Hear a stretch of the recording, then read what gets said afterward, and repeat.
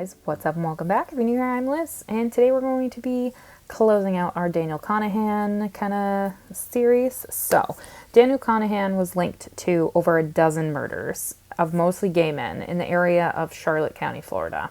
Now, these crimes came to be known as the Hog Trail murders, which we talked about in a previous video, and he's also connected to another set called the Fort Myers 8. Also in another video. I'll put them in cards above. So the culmination of his videos, the culmination of his victims for his count is close to 19 that they are aware of which we have already discussed. So Daniel Conahan came under police radar when there was a few witnesses that told police that they saw him when a man escaped his presence and ended up stealing Conahan's car. Now, this man that escaped was one of the key witnesses that kind of gave him up, which was good, especially for him. And I'm also very happy that he escaped because, yes. Anywho, so police were then able to link Conahan to a police report that was filed in Fort Myers, which is kind of where the correlation with the Fort Myers 8 and him come along with what happened to these men. So, in 1994, a man named Stanley Burden told police that he was stopped by a man who asked to engage in sexual relationships with him. He then was tied up and nearly strangled to death. Stanley then, he was able to escape, hence why police report.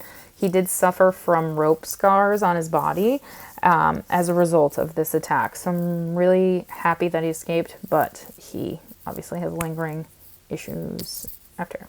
So with the information that the police had from this report, investigators then were able to search Conahan's house, and they also subpoenaed his credit card records.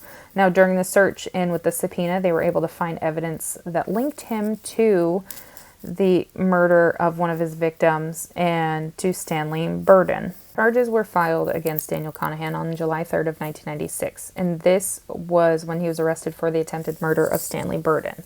And he was brought to Lee County. Now, in February of 1997, the charges against him for attempted murder of Stanley Burden were dropped. And the reason for this is because he was charged with the murder of Richard Montgomery.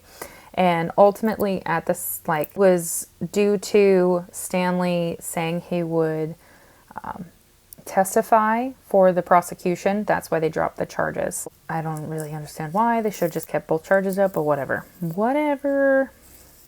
So during Daniel Conahan's trial, he waived his right to a jury on August 9th of 1999.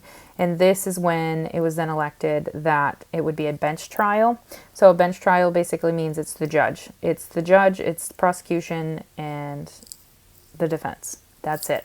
And the witnesses that they call. So it's the judge's ultimate call about what happens. So,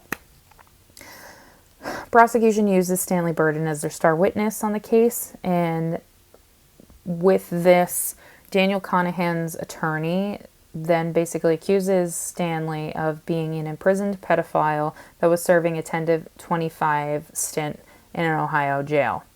But, yes, this can kind of contort people's thought of others. Well, during Stanley's testimony, he revealed what happened to him, and this is the most damning of all.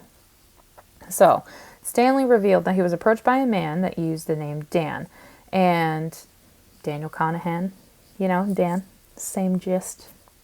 Why don't they use different names? This is a thing I don't get. I don't get it at all. Anywho, so Dan approached him and asked him if he needed a job. So after this, Stanley agrees. Dan then proceeds to get him in his car and with the ruse of $120 for Dan to take some nude photos of him. So Stanley agrees, yes. And according to his testimony, he said that Dan then would agree to it, and Stanley had the restriction of there's no sex happening between us after. No. Just the nude photos, that's it. So after he got naked, he was tied up. Dan then starts taking photos, or specifically Polaroids of him. Well, Dan said they don't look right. So then he tightened the rope that was restraining Stanley. Stanley wasn't aware of how taut or tight these ropes were.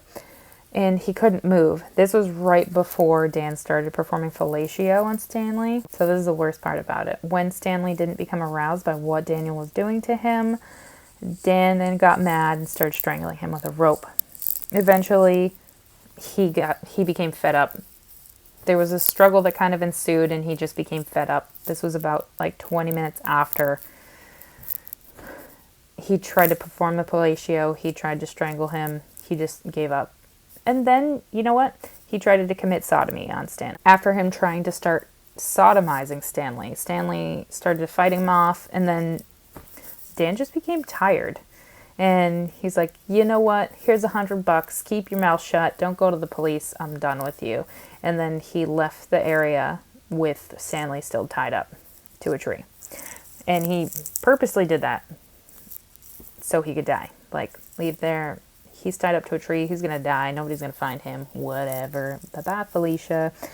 But, Stanley was able to get away.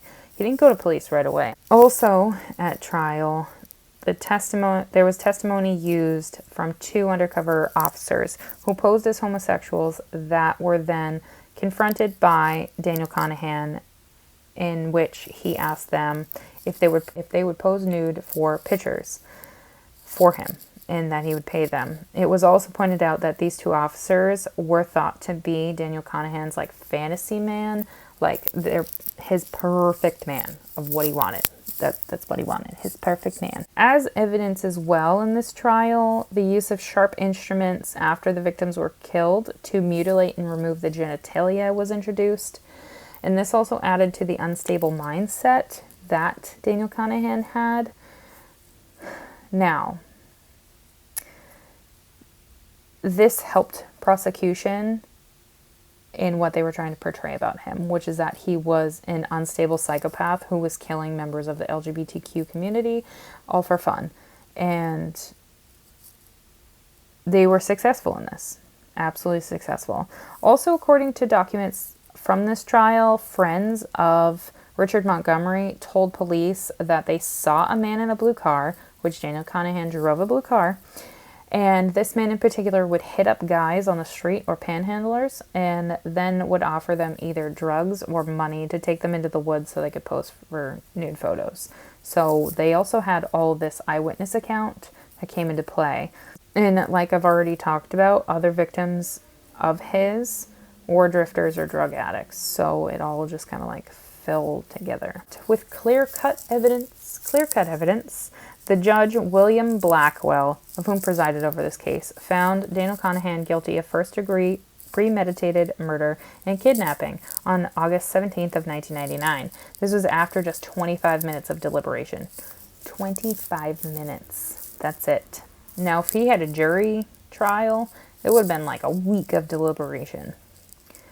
Maybe like 2 hours. I mean, a week at most. So during the penalty phase of his trial, his case was then brought to Collier County, which Collier County is the county in which Fort Myers is in. Fun fact for you if you didn't know that. And ultimately, on November of 1999, it was recommended that he was given a death sentence. And on December 10th, Judge William Blackwell agreed to a death sentence.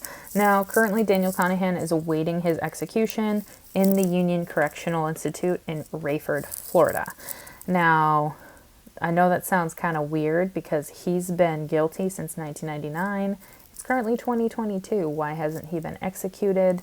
There's a lot of legal loopholes that you kind of have to go through in order to be executed. Like, you have to exhaust all of your appeals, all that jazz. So, what are your thoughts on Daniel Conahan, the Fort Myers 8, and on the Hog Trail murders? Leave them in the comments down below. I would love to know what you have to think, and I will see you guys in the next little video series about the Happy Face Killer. Bye, guys!